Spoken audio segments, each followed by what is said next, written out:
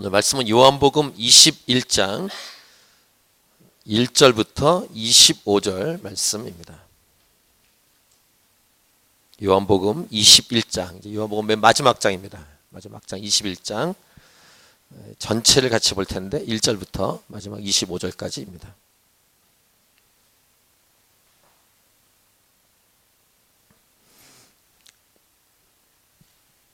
요한복음 21장 1절부터 25절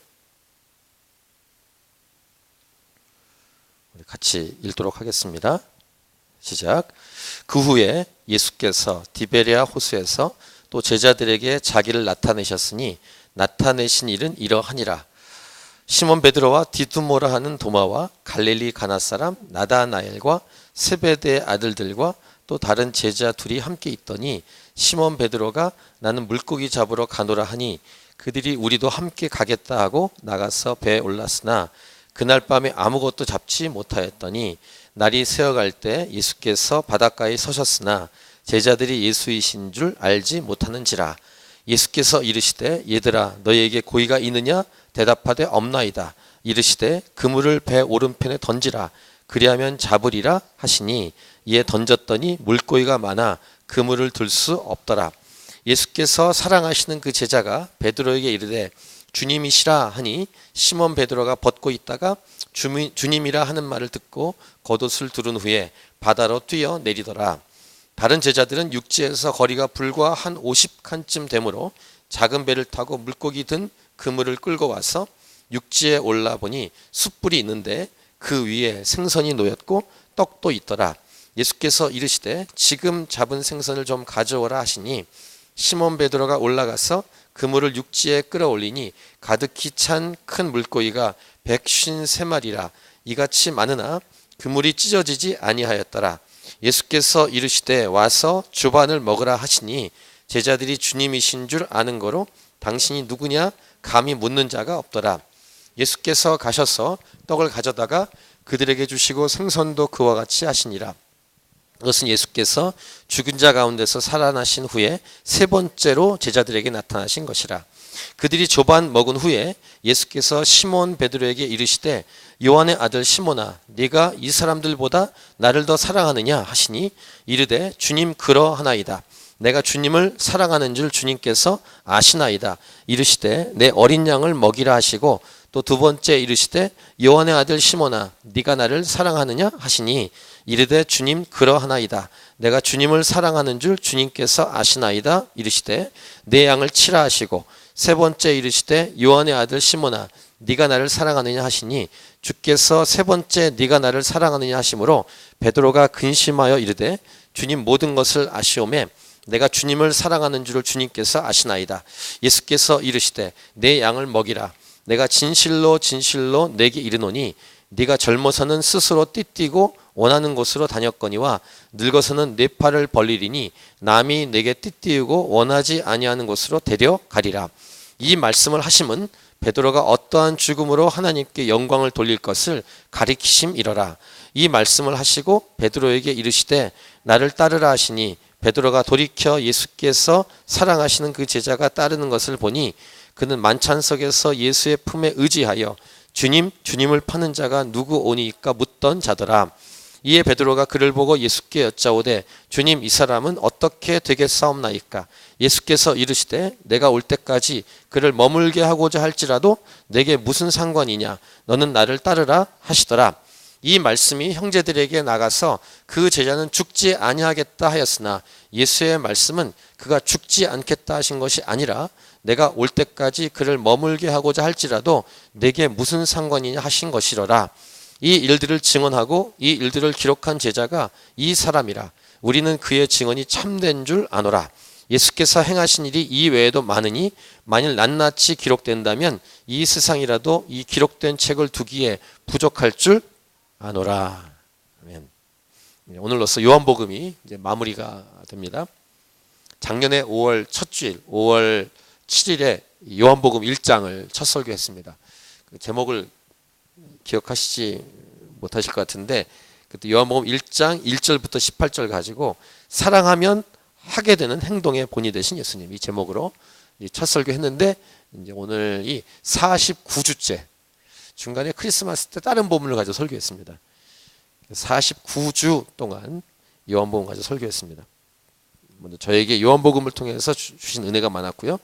새벽기도 같은 경우에는 시편 1편부터 시작해서 150편이 2주 전에 끝났습니다. 그래서 지금 갈라디아서 에베소서까지, 에베소서 4장까지 이렇게 묵상을 하고 있는데요. 오늘 이 마지막 요한복음 21장을 통해서 설교 제목은 사랑함으로 사역하신 예수님을 닮아가다. 이게 제목입니다. 한번 제목을 읽어볼까요? 시작. 사랑함으로 사역하신 예수님을 닮아가다. 그러니까 첫째 주 설교 제목과 좀 비슷하죠? 사랑하면 하게 되는 행동의 본이 되신 예수님. 오늘은 사랑함으로 사역하신 예수님을 닮아가다. 사역은 그러니까 하나님의 일을 한다고 할 때 일은 사랑이 그 기초가 되어야 한다. 이것이 오늘 설교의 핵심입니다. 여러 가지 교회 안에서 일하는 게 있죠. 저도 어떻게 보면 사역하는 거죠. 이렇게 예배 인도나 말씀 인도, 기도 인도, 뒤에서 자막이나 음향이나 식사 또는 우리 어린아이들 예배 이런 등등의 일들, 이런 모든 일들을 할 때 사랑을 기초로 해서 사역해야 된다. 이것이 오늘 설교의 핵심입니다. 저와 여러분의 삶에도 이렇게 예수님을 닮아서 하나님을 사랑하고 또한 이웃을 사랑하고 그러면서 사역하고 섬기는 이 놀라운 역사가 일어나기를 기도하면서 오늘 이 말씀을 함께 나누고 싶은데, 지난주에 본 말씀 쭉 연결해서 보면 예수님 부활하셨습니다. 이 부활하신 예수님이 제자들을 만나기 위해서 부지런히 찾아다니셨습니다. 제자들이 믿음을 가지고, 그러니까 믿음을 잃어버리지 않고 믿음을 가지고 부활하신 예수님을 증거하고 살아가기를 원하셨기 때문에 우리 예수님은 제자들을 부지런히 찾아다니셨다. 이것을 사랑이라고 부릅니다. 제자들이 믿음이 없어서 이렇게 무너지는 게 아니라 믿음을 가지고 잘 세워질 수 있도록 하는 예수님의 그 모습은 제자들을 사랑하시기 때문이었고, 그래서 제자들이 믿음으로 바로 설 수 있도록 하셨다라는 것입니다. 그래서 오늘 이 본문에서도 이 제자들, 예수님을 배반하고 도망간 것 등등으로 아주 이렇게 좀 슬픈 마음, 아픈 마음으로 이 바닷가에 가서 있는 이 제자들을 예수님이 찾아간 이 내용을 오늘 본문에서 다루고 있는데, 자, 1절 보시면 그 후에 예수께서 디베랴 호수에서 또 제자들에게 자기를 나타내셨으니 나타내신 일은 이러하니라. 이렇게 시작하면서 7명의 제자가 있었다는 사실을 2절에서 기록합니다. 시몬 베드로, 디두모라는 도마, 그 다음에 갈릴리 가나 사람 나다나엘, 그다음에 세베대의 아들이니까 요한하고 야고보 2명이고요. 그 다음에 또 다른 제자 2, 이렇게 7명이 있었다는 것을 알 수 있습니다. 베드로가 이제 물고기를 잡으러 가겠다라고 말했을 때 나머지 6명도 자기들도 물고기를 잡으러 가겠다라고 따라옵니다. 근데 밤새도록 물고기를 잡았는데 물고기를 못 잡았다. 이런 내용이 3절에 기록되어 있습니다. 여기서 오늘 첫 번째 메시지로 생각해 볼 내용이 있습니다. 보통 믿음이 떨어지면, 믿음이 흔들리면 자신의 삶의 과거로 회귀합니다. 자신의 삶의 과거로 돌아갑니다.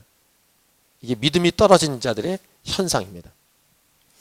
제가 몇 번 썼던 표현인데요. 백슬라이딩. 한때 열심을 냈는데 백슬라이딩한 사람들, 아마 여러분들도 아는 분들이 있을 겁니다. 왜 그럴까? 하나님과의 관계에 문제가 생겼기 때문입니다. 사랑에, 하나님을 사랑하는 그 사랑에 뭔가 문제가 생긴 것입니다. 하나님에 대한 사랑이 흔들린 것이죠. 시험이 든 것입니다. 구체적으로 말하면 술을 끊었던 사람이 다시 술을 먹습니다. 도박을 끊었던 사람이 다시 도박을 손을 댑니다. 게임을 끊었다가 다시 게임을 합니다. 구체적으로 말하면 그렇습니다. 자기가 내버렸던 것을 다시 손에 잡는 모습입니다. 이게 믿음이 떨어진 자의 현상들입니다. 다양하겠죠? 교회를 다니다가 여러 이유로 나오지 않는 사람들의 모습들입니다. 다양한 모습들이 있을 텐데, 올해 전도 집회의 타겟으로 삼는 사람들이 대부분이 이러한 사람들입니다. 지금 어디에선가 한때는 교회를 열심히 다녔다가 지금은 교회에 나가지 않고 주의를 지키지 않고 교회를 다니지 않았었던 과거의 그 짓, 그 행동을 지금 하고 반복하고 있는 회개란 무엇이냐면 유턴이에요. 자신이 마음대로 살아가던 삶을 멈추고 돌이키는 것입니다. 180도로. 돌이켜 자신의 과거 행동을 멈추고 그 행동을 멈추고 돌이키고 하나님께서 원하시는 방향으로 가는 것을 회개라고 부릅니다. 회개는 말로만 하는 게 아니라 행동이 따라야 됩니다. 그런데 다시 그 행동을 또 간다면, 그러니까 360도를 돈 거죠. 180도 돌았다가 또 180도를 또 돌아서 원래의 과거의 모습으로 돌아가는 그 모습. 베드로와 제자들이 물고기를 다시 잡으러 갑니다. 물론 물고기를 잡으러 가는 것 자체에는 문제가 없습니다. 물고기 잡는 게 뭐가 죄겠습니까? 근데 하지만 이들은 예수님을 만나기 전에 물고기를 잡았던 사람들이 맞습니다. 그리고 예수님을 만났을 때 이들은 배와 그물을 버려두고 예수님을 따라갔고, 예수님은 이제부터는 너희로 사람을 낚는 어부가 되게 하겠다라고 예수님 분명히 말씀하셨어요. 자, 마태복음 4장 19, 20절, 22절 보십시오. 말씀하실 때 나를 따라오라. 내가 너희를 사람을 낚는 어부가 되게 하리라 하시니 그들이 곧 그물을 버려두고 예수를 따르니라. 22절. 그들이 곧 배와 아버지를 버려두고 예수를 따르니라. 회개하고 새로운 인생을 출발한 이들이었습니다. 그런데 다시 또 180도로 돌이키고 원래의 삶으로 돌아갔다는 것입니다. 다시 물고기를 잡으러 간 모습은 앞으로 전진하는 모습이 아니라 뒤로 물러간 모습이에요. 아까 예배 때 첫 곡 부르는데 좀 당황하셨죠? 오늘 예배, 우리 지금까지 예배 시작하면서 한 번도 안 불렀던 노래예요. 히브리서 말씀 좀 이따 찾아보겠습니다만 그 내용이 그 내용입니다. 뒤로 물러가는 것 주께서 원하시는 모양이 아닙니다. 구약으로 말하면 애굽에서 출애굽한 이스라엘 백성이 이제 광야로 나갔어요. 근데 먹을 것도 없고 자기가 원하는 대로 이루어지지 않았으니까 모세에게 계속 불평하는 모습과 비슷합니다. 애굽에 있었을 때는 이런 거 먹었고 애굽에 있었을 때는 이랬고, 그 내용을 보면 민수기에 마늘도 먹었고 뭐 이렇게 양념도 얘기하더라고. 애굽에 있을 때 이랬고. 그러니까 직접 애굽으로 돌아가진 않았지만 입으로 계속 궁시렁대는 이스라엘 백성들의 모습을 볼 수 있습니다. 애굽에 있을 때가 좋았다느니. 생각해 봅시다. 그게 뭐?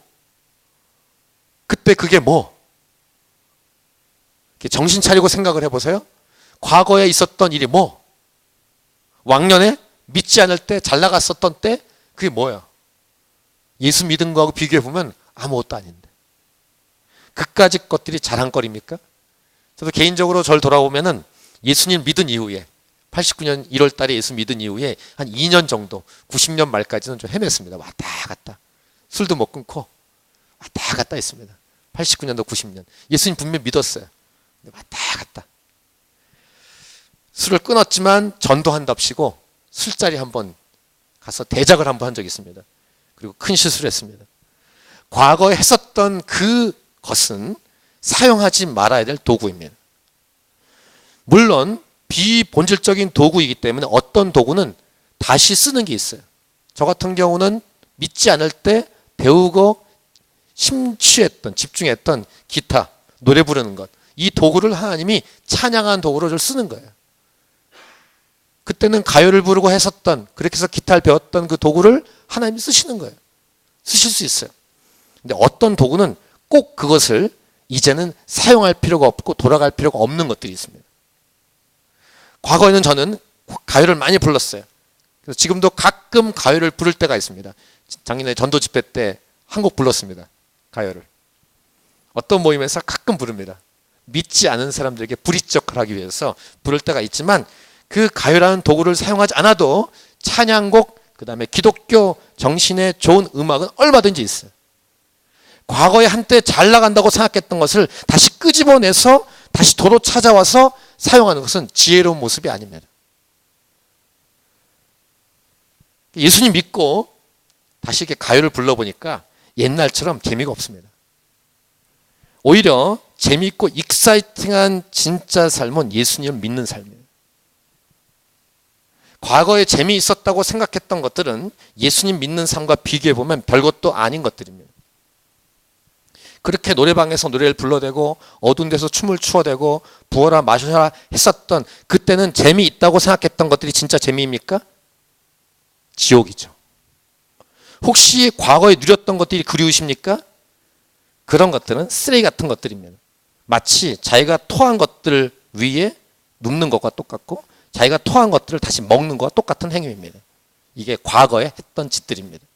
이것은 제 말이 아니라 성경의 말씀이더라고요. 잠언 26장 11절 이렇게 말씀하십니다. 같이 읽겠습니다. 시작. 개가 그 토한 것을 도로 먹는 것 같이 미련한 자는 그 미련한 것을 거듭 행하느니라. 예수 믿었다면 전진일 뿐이에요. 뒤로 후퇴하는 것이 아닙니다. 뒤로 물러가는 존재들이 아니라는 것입니다. 혹시 그런 것들이 생각이 나는 때가 있거들랑 자신의 영적 상태에 빨간불이 들어왔다는 것을 기억하셔야 되고, 아까 첫 곡으로 불렀던 앞부분 이 가사는 바로 히브리서 10장 38, 39절의 말씀이라는 거예요. 히브리서 10장 38, 39절 우리 같이 읽겠습니다. 시작. 나의 의인은 믿음으로 말미암아 살리라. 또한 뒤로 물러가면 내 마음이 그를 기뻐하지 아니하리라 하셨느니라. 우리는 뒤로 물러가 멸망할 자가 아니요 오직 영혼을 구원함에 이르는 믿음을 가진 자니라. 선포합니다. 혹시 회개를 어설프게 한 분들은 확실하게 회개하십시오. 회개는 완전히 180도 돌아서 하나님 기뻐하는 방향으로 전진하는 것이 회개했다라고 말하는 것입니다. 또한 자신의 속사람을 확실히 성령님을 모시고 충만하도록 기도해야 합니다. 속을 죄를 몰아냈다고 해서 가만히 있으면 안 되고 그 속의 빈 자리를 주님으로 가득 채우도록 해야 합니다. 이것도 예수님 말씀인데 예수님이 이런 비유를 하십니다. 귀신을 내쫓고 성령으로 채우지 않으면 그 나간 귀신이 더 흉악한 귀신을 데리고 들어온다라는 비유를 예수님이 하셨어요. 마태복음 12장 43부터 45절 말씀이에요. 더러운 귀신이 사람에게서 나갔을 때 물 없는 곳으로 다시며 쉬기를 구하되 쉴 곳을 얻지 못하고 이에 이르되 내가 나온 내 집으로 돌아가리라 하고 와 보니 그 집이 비고 청소되고 수리되었거늘 이에 가서 저보다 더 악한 귀신 7을 데리고 들어가서 거하니 그 사람의 나중 형편이 전보다 더욱 심하게 되니라. 이 악한 세대가 또한 이렇게 되리라 라고 예수께서 말씀하신 내용이에요. 속사람은 어떻게 채울 것인가? 일단 회개하고 죄악이 예수님의 피로 깨끗해졌다면 그 속사람을 성령으로 말씀으로 기도로 찬양으로 가득 채우도록 하셔야 합니다. 거룩한 노력이 필요한 것입니다. 지금 이 시간도 한때 열심히 교회 다니다가 안 다니는 분들 여러 가지 이유가 있겠지만 어떤 펍에서 술잔을 갖다 놓고 있거나 이런 분들의 속 상태가 바로 이렇게 될 수 있다는 사실을 기억해야 됩니다. 여기 앉아 계신 분들도 조심하고 경계해야 합니다. 제자들 다시 뒤로 물러가 물고기를 잡으러 갔습니다. 이 제자들을 예수님이 다시 찾아오신 거예요. 자, 4절, 5절, 6절을 보시기 바랍니다. 날이 새어갈 때 예수께서 바닷가에 서셨으나 제자들이 예수이신 줄 알지 못하는지라. 예수께서 이르시되 얘들아 너희에게 고기가 있느냐? 대답하되 없나이다. 이르시되 그물을 배 오른편에 던지라. 그리하면 잡으리라 하시니 이에 던졌더니 물고기가 많아 그물을 들 수 없더라. 이런 사건이 예수 처음 만날 때 있었거든요. 밤새 물고기를 잡았지만 못 잡았던 이 제자들이 예수님이 처음 나타나셔서 저 깊은 데 가서 잡아봐라 했을 때 물고기를 많이 잡았거든요. 그때 베드로가 와서 예수님께 와서 주님 나는 죄인입니다 라고 엎드렸거든요. 그리고 나온 아까 찾아왔던 말씀 내가 너로 사람을 낳는 어부가 되게 하리라 이렇게 말씀하셨고 그들은 배를 버려두고 그물을 버려두고 삶의 자리를 버려두고 예수님을 따라갔거든요. 그때의 모습을 연상케 한 사건이 다시 일어난 거예요. 그 기억, 예수님을 처음 만났을 때의 첫 사랑의 기억. 자, 7절 보니까 사랑하시는 그 제자 요한입니다. 요한이 예수님이시다, 그러니까 주님이시다 이렇게 외칩니다. 그러니까 시몬 베드로나 나머지 제자들이 다 놀랐겠죠. 그래서 시몬 베드로는 이렇게 겉옷을 입고 물에 뛰어듭니다. 그리고 막 헤엄쳐서 해안가 나오고 다른 제자들은 이제 물고기 가지고 배를 타고 그 해안가까지 나옵니다. 그 거리가 한 50칸쯤 됐다라고 8절에 기록하는데 50칸은 90m쯤 됩니다. 그러니까 90m를 계속 수영해서 그러니까 베드로는 참 아무튼 좀 특이합니다. 베드로는 이렇게 즉흥적이고 급하고 열정이 많고 약간 제 판단입니다. 약간 머리도 약간 나쁜 듯한데 어쨌든 주님이란 말 듣고 반사적으로 이렇게 물속에 뛰어드는 참 순수한 그 매력이 있는 이 베드로의 모습.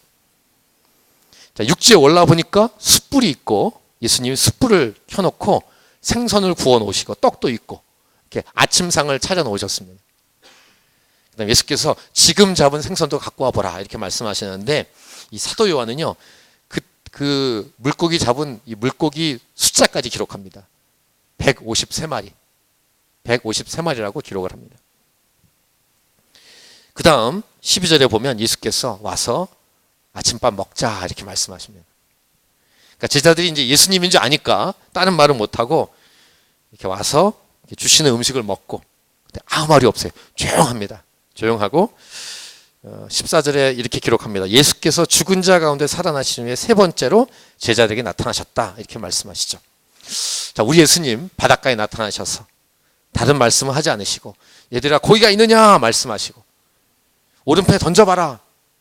그래서 153마리를 잡았고 제자들은 예수님이신 줄 알고 육지로 올라왔고 예수님은 숯불을 피워놓고 물고기 그다음에 떡 다 준비해 놓으셨고 아침밥 먹으라고 하시고 제자들은 예수님인 줄 알아봤지만 뭐라고 말하기는 그렇고 제가 이 부분에서 생각해 본 것은 이 제자들이 다 남자잖아요.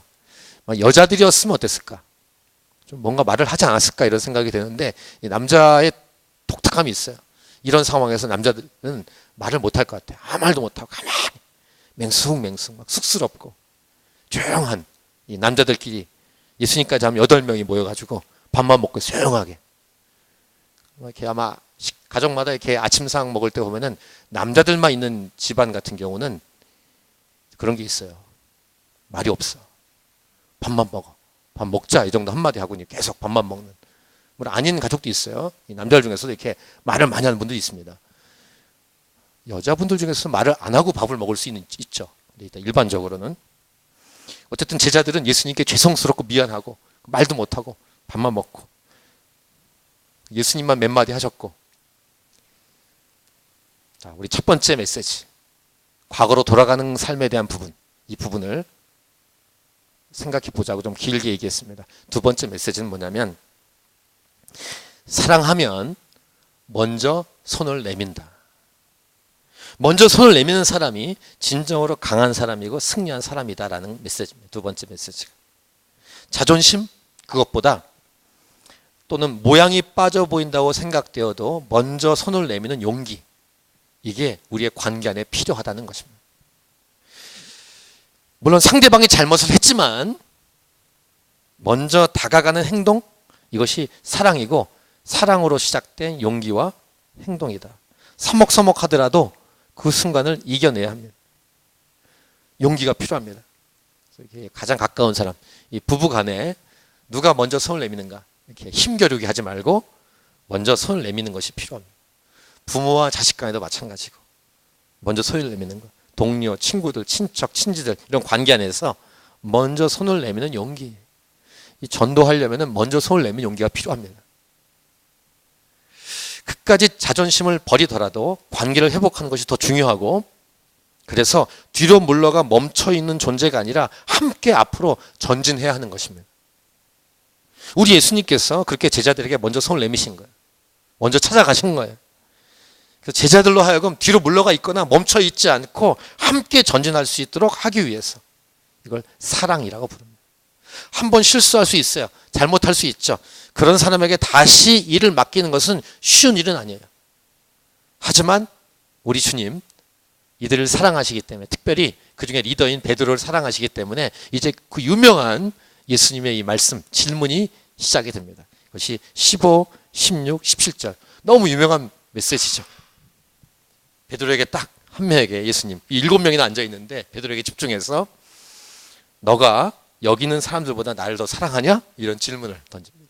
여러 질문할 수 있는 여러 할 말씀이 많으실 텐데 다른 말씀 안 하시고 베드로 보고 너 나 사랑하냐? 이런 질문을 3번씩이나 하시는 예수님. 이 베드로가 대답은 합니다. 사랑한다고. 주님 사랑한 줄 주님이 아십니다. 그때 예수님 내 어린 양을 먹이라 내 양을 치라 그 다음에 내 양을 먹이라 이렇게 사명 사역, 일을 다시 주시죠. 세 번째 질문 때는 이 베드로가요, 근심했다라고 기록합니다. 17절 중간 보시면 주께서 세 번째 네가 나를 사랑하느냐 하심으로 베드로가 근심하여 이르되, 이렇게 기록이 되어 있습니다. 이 근심이라는 단어는 정확하게 번역한다면 근심이라는 뜻보다는 비통해했다는 것입니다. 미안해했다, 죄송스러워했다, 후회했다, 이런 회개와 관련된 단어입니다. 얼마나 죄송하겠어요. 거기다가 다른 제자에 비해서 자기는 도망갈 뿐만 아니라 근처까지 따라갔지만 예수님을 3번씩 부인한 그런 자신의 모습이기 때문에 죄송했을 거예요. 막 후회하면서, 비통해하면서, 안타까워하면서 대답은 합니다. 주님, 모든 것을 아시오매 내가 주님을 사랑하는 줄 주님께서 아시나이다. 예수님은 여전히 3번째 내 양을 먹이라, 이렇게 사역을 맡기십니다. 먼저 손을 내미시는 예수님의 모습, 그때 회복이 일어나는 거예요. 여러분을 축복합니다. 여러분과 관계된 모든 관계에 회복이 일어나길 축복합니다. 회복이 일어나야 특별히 믿지 않는 사람 또는 교회를 다녔다가 안 다니는 사람들에게 다가갈 수 있고, 다가가셔야 전도할 수 있는 거예요. 교회 가자, 다시 교회 가자, 이렇게 말할 수 있으신 거예요. 오늘 설교 제목, 사랑함으로 사역하신 예수님을 닮아가다. 이 놀라운 회복된 관계가 저와 여러분의 삶에도 계속 펼쳐질 수 있기를. 저 녀석하고는 담을 쌓고 한 번도 안 만날 거야, 이렇게 하지 마시고 푸십시오. 캔버라 땅은 더 좁습니다. 이민사회 좁습니다. 그렇게 안 보려고 하시면 끝이 없습니다. 조금만 이렇게 뭐가 있으면 또 안 보고 또 안 보고 안 보고 하면 고립되십니다. 펼쳐가셔야 돼요. 예수님 입장에서 한번 생각해 보세요. 이 베드로와 제자들은 죽일 놈들이에요. 나를 배반하다니, 나를 부인하다니 하면서 추궁하고, 너 그때 왜 그랬어? 이렇게 막 하실 수 있는 자격이 예수님에게 분명히 있지만 예수님 그런 말씀 안 하시는 거예요. 야단치거나 그때 왜 그렇게 했어? 라고 하든가 다그치고 추궁하지 않고 사랑의 손을 내미십니다. 일단 먼저 밥을 주시고, 물고기 잡게 하시고 밥을 주시고, 그 다음에 베드로에게 너 나 사랑하냐? 얘기하시고 내 양을 먹이라, 이렇게 말씀하신 예수님. 이런 사랑함으로 사역하신 예수님을 우리가 닮아가야 할 것입니다. 십자가란 어떤 것일까? 십자가는 먼저 손을 내미시는 하나님의 사랑이라고 할 수 있습니다. 인간들은 막 죄악으로 도망가고 하나님 모른다고 하고 막 무시하고 막 도망가는 그 상황에서 먼저 손을 내미시는 손길이 십자가라고 할 수 있어요. 십자가는 화해의 손을 먼저 내미시고 전진하도록 이끄는 하나님의 놀라운 방법이고 하나님의 지혜라고 할 수 있습니다. 자, 그 다음 예수님이 거기서 이제 끝나지 않고 이제 베드로가 어떻게 죽음을 맞이할지를 예고하십니다. 근데 유독 왜 다른 제자에 비해서 베드로에게만 집중했을까? 베드로는 그 제자 중에서 리더였을 뿐만 아니라 우리 마태복음 16장에 기록되어 있는 것처럼 교회의 기초가 되는 신앙 고백을 한 사람이에요. 주는 그리스도시요 살아계신 하나님의 아들입니다. 이 말은 뭐냐면은 베드로 이후에 모든 이 신앙 고백하는 교회들에게 주시는 메시지이기 때문입니다. 그래서 베드로에게 주는 이 메시지는 상징적으로 우리 교회에 주는 메시지죠. 저와 여러분에게 주는 메시지라는 것입니다.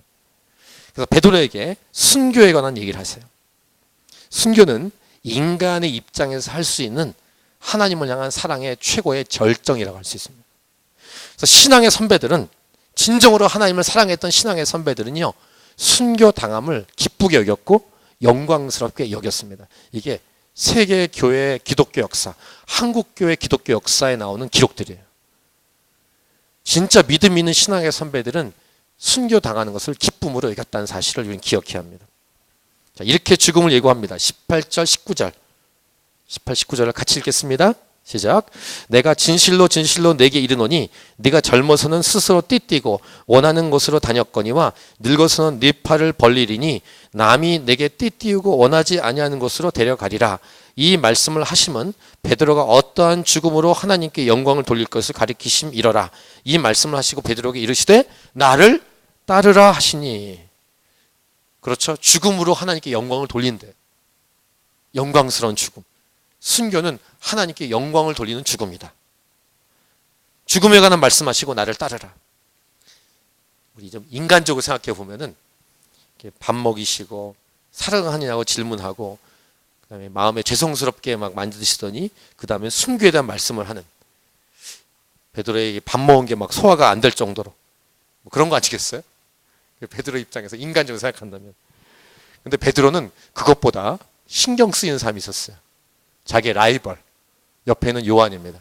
사랑하신 제자라고 기록되어 있는데, 베드로는 자신에게 주는 이 순교에 대한 이 얘기보다 나는 이렇게 죽는데 얘는 어떻게 죽을까, 이게 관심이 있었어요. 그래서 20절 보시면 베드로가 돌이켜 예수께서 사랑하시는 그 제자가 따르는 것을 보니 그는 만찬석에서 예수의 품에 의지하여 주님을 파는 자가 누구 오니까 묻던 자더라. 그러니까 이제 베드로가 묻습니다. 주님, 이 사람은 어떻게 되겠사옵나이까? 그랬더니 예수님 단호하면서 쌩하는 것 같은 대답을 하시면, 자 22, 23절을 같이 읽겠습니다. 시작. 예수께서 이르시되 내가 올 때까지 그를 머물게 하고자 할지라도 내게 무슨 상관이냐? 너는 나를 따르라 하시더라. 이 말씀이 형제들에게 나가서 그 제자는 죽지 아니하겠다 하였으나 예수의 말씀은 그가 죽지 않겠다 하신 것이 아니라 내가 올 때까지 그를 머물게 하고자 할지라도 내게 무슨 상관이냐 하신 것이라. 무슨 말입니까? 이 사람은 이렇게 되고 저 사람은 저렇게 되고 하나님이 마음대로 한다고 한들 너에게 무슨 상관이냐, 이런 얘기입니다. 나도 이렇게 됐으면 이 사람도 이렇게 하게 해주세요. 이것이 공평한 게 아닙니다. 각 사람마다 분량이 있는 거예요. 그래서 12제자 중에서 야고보가 제일 먼저 죽습니다. 제일 빨리. 근데 그 같은 형제인 요한은 제일 늦게 죽습니다. 죽긴 죽어요. 순교 당하는데 제일 늦게 죽어요. 그러니까 베드로보다 늦게 죽습니다. 그래서 하나님 마음이에요. 근데 베드로는 그 자리에서는 신경 쓰이는 거예요. 라이벌인 요한이. 그러니까 다른 사람이 어떻게 되든 어떻게 하나님이 하시든 상관없이 자신에게 주신 부르심을 따라 충성하고 순종하라. 이게 주님을 사랑하고 주님께 충성하는 태도예요. 세 번째 메시지를 정리할 수 있겠습니다. 사랑하면 다른 사람과 비교하지 않습니다. 하나님을 정말 사랑한다면 다른 사람과 비교하지 않는다. 또 다른 사람이 어떤 상황으로 들어가든, 예를 들면 자신은 순교로 죽음을 당하지만 이 사람은 하나님이 죽이지 않으셔. 그렇게 될지라도 좀 우리의 삶으로 할까요? 같이 예수 믿어도 어떤 사람은 치질이 고생하고 어떤 사람은 고생하지 않는 것 같아. 그럼에도 불구하고 상관하지 않는 게 주님을 정말 사랑하는 거예요. 혹시 이렇게 나에겐 이렇게 대하시는데 저 사람에게 저렇게 대했기 때문에 하나님께 삐지는 분들은 하나님을 덜 사랑하는 거예요. 우리 집안은 왜 이렇게 하십니까? 같이 예수 믿는데 저 집안은 왜 이렇게 잘 되게 하십니까? 라고 상처받지 않는 것. 이 상처는 사람에게 받는 상처가 아니라 하나님께 받는 상처죠. 하나님께 향해서 원망이나 상처받지 않는 것. 이게 진짜 주님을 사랑하는 거예요. 오직 한 가지, 예수님을 위해서 달려가는 것. 좌로나 우로나 치우치지 않고 뒤로 물러가지 않고 주님 사랑함으로 전진해 달려가는 것. 좀 여러분에게 이런 질문을 하고 싶습니다. 여러분은 예수님을 사랑하십니까? 여러분 예수님 사랑하세요? 제가 지금 이렇게 대신 질문해 드렸지만 베드로에게 예수님 직접 질문하신 것처럼 주님이 여러분에게 질문하셨을 때 여러분은 어떻게 대답하시겠습니까? 그 다음 사명을 맡기시죠. 어린 양을 먹이라, 어린 양을 치라. 그 다음에 이렇게 죽을 것이다 라고 말했을 때 여러분은 어떻게 반응하시겠습니까? 자, 요한복음 사도 요한이 썼습니다. 그래서 맨 마지막 장 마지막 절 2절에 사도 요한이 이렇게 기록합니다. 이 일들을 증언하고 이 일들을 기록한 제자가 이 사람이라. 우리는 그의 증언이 참된 줄 아노라. 예수께서 행하신 일이 이외에도 많으니 만일 낱낱이 기록된다면 이 세상이라도 이 기록된 책을 두기에 부족할 줄 아노라. 이렇게 하면서 요한복음이 마무리되죠. 요한복음인데 베드로의 이야기로 꽉 채워서 끝내는 사도 요한의 뭐랄까 센스? 천국 가서 아무튼 확인해 봐야 될 여러 개 많지만 베드로와 요한이 어떤 관계로 있을까? 뭐 천국이니까 잘 있겠지만 이 두 양반이 참 신기한 양반이에요. 둘이 특이한 양반이고. 오늘 제목 사랑함으로 사역하신 예수님을 닮아가다. 성령을 통해서 여러분에게 오늘도 질문하십니다. 네가 이 사람들보다 나를 더 사랑하느냐? 여러분이 이제 사랑한다 고백한 다음에 주님은 또 말씀하십니다. 내 어린 양을 먹이라. 네가 나를 사랑하느냐? 내 양을 치라. 네가 나를 사랑하느냐? 내 양을 먹이라. 사역을 다시 맡겨주시는 주님. 오늘 이 요한복음에 있는 말씀 여러분의 가슴에 새기고 오늘 찬양한 다음 우리 기도하도록 하겠습니다. 우리 아까 첫 곡으로 불렀던 노래를 좀 익숙하게 만드시죠? 참고 이 자료를 드리면 어노인팅 4집을 유튜브에서 여시면은 저의